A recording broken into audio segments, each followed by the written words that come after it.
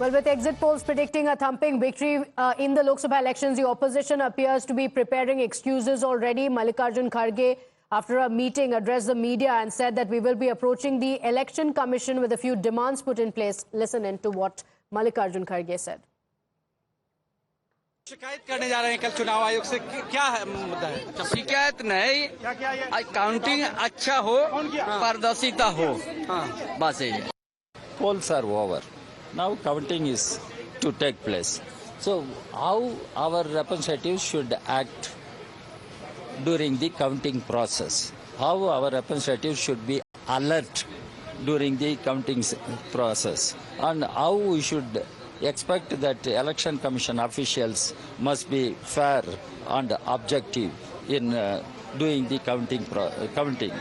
So this we discussed, and on this account we wanted to meet the election commission also. We have sought for the time. Election commission के पास भी हम जाएंगे, हम बताएंगे, क्योंकि पहले बैलेट पेपर चंद जगह बाद में गिनते थे, उसमें भी गड़बड़ी हो सकती थी और दूसरे चीजों में भी गड़बड़ी हो सकती थी।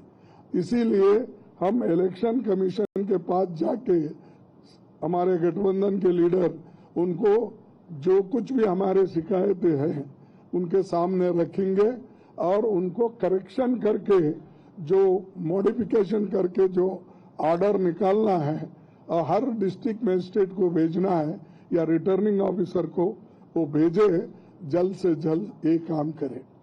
पहली बात तो ये जो एग्जिट पोल है ये भारतीय जनता पार्टी के दफ्तर में तैयार किया गया है और जितने भी आंकड़े आप देखेंगे सारे टीवी चैनल के आंकड़े लगभग एक जैसे हैं। अब कौन यकीन करेगा कि 34% वोट शेयर बीजेपी को तमिलनाडु में मिल रहा है?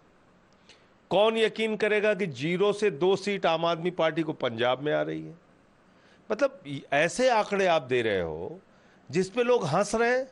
इसका मतलब आज आम आदमी पार्टी से सबसे ज्यादा नफरत किसको है? बीजेपी को है। बीजेपी ने अपने दफ्तर में बता दिया भाई 0 से 2 सीट आएगी आम आदमी पार्टी की पंजाब में, लिख दो, वही एग्जिट पोल वाले लिख दे रहे हैं।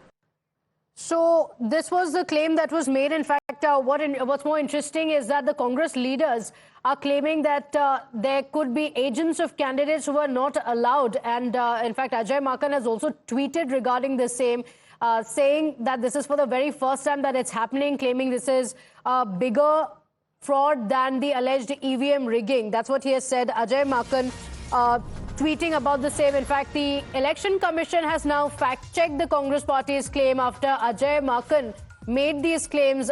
Reaction coming in from the Election Commission. My colleague Ankit is joining us with that response that has come in from the Election Commission after Ajay Maken's claims. Ankit. Pratibha, an exchange on X. Ajay Maken first tweeted, candidate counting agents at the returning officer's table are not being allowed for the first time. I have contested 9 Lok Sabha and Vidhan Sabha elections in the past, and this is happening for the first time. If this is true, this is bigger than the alleged EVM rigging. I am flagging this. So he had flagged it. It was on this that Jairam Ramesh had replied, mass rigging. Now the CEO of Delhi says it is clarified that counting agents of candidates are allowed at the tables of the returning officers or the AROs. So the CEO Delhi is dismissing Ajay Maken's contention. Just also look here. Ajay Maken has responded to the Election Commission. He says, many thanks for this much needed clarification. Your returning officers in Delhi were in denial mode till this morning. So he is still attempting a face saver. He's trying to make it look like it was he who pointed it out, and hence the ECI is acting. But the ECI dismissing Ajay Maken's contention, and hence Jairam Ramesh's mass rigging contention as well. Okay, all right. In fact, Senior Executive Editor Madhav Das Gopalakrishnan also joins us on the broadcast. Madhav, we have a response coming in from the Election Commission, and this is at a time when exit polls are predicted an NDA sweep. The Congress party already saying mass rigging. Top leaders of the Congress party have made this claim on social media.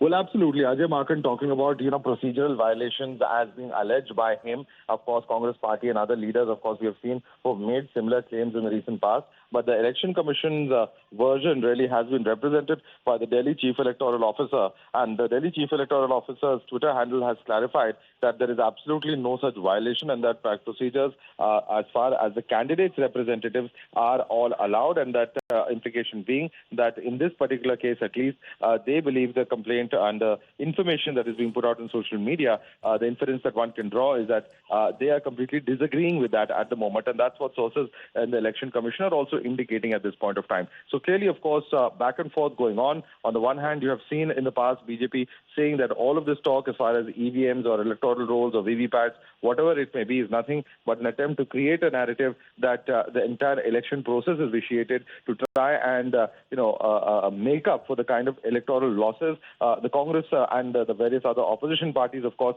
have been questioning the Election Commission time and again on various such aspects, and we've seen a tremendous amount of back and forth on this, both in the Supreme Courts as well, the battles being fought, and also, of course, in the court of the public opinion, where we've seen the Election Commission actually write to several top political leaders, also at least to the Congress president in this particular case, to clarify its position on several of the issues that have been discussed publicly. Okay, all right. But this is something that we've heard before as well from the Congress party. Tushar Gupta, the Congress party is saying mass rigging, and these are top leaders. This is not just any other leader. Previously as well, of course, we've had such claims from the Congress, but this is Jairam Ramesh and Ajay Maken saying this is for the very first time it's happening, and it's a bigger scam or a bigger rigging than the EVM rigging.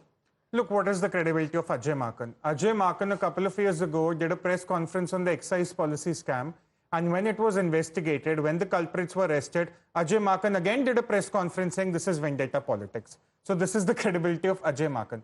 But on a serious note, Pratibha, April 19th, 2024, the first vote was cast. 7 phases have gone on, the last one yesterday in Punjab, Chandigarh, across Himachal. Did you once hear from the Congress about mass rigging? All through the election, they said, we are getting the feedback from the ground. We are going to win 300, 350 seats. The BJP is on its way out. This was their narrative, their speech points until May 31st, just 2 days ago.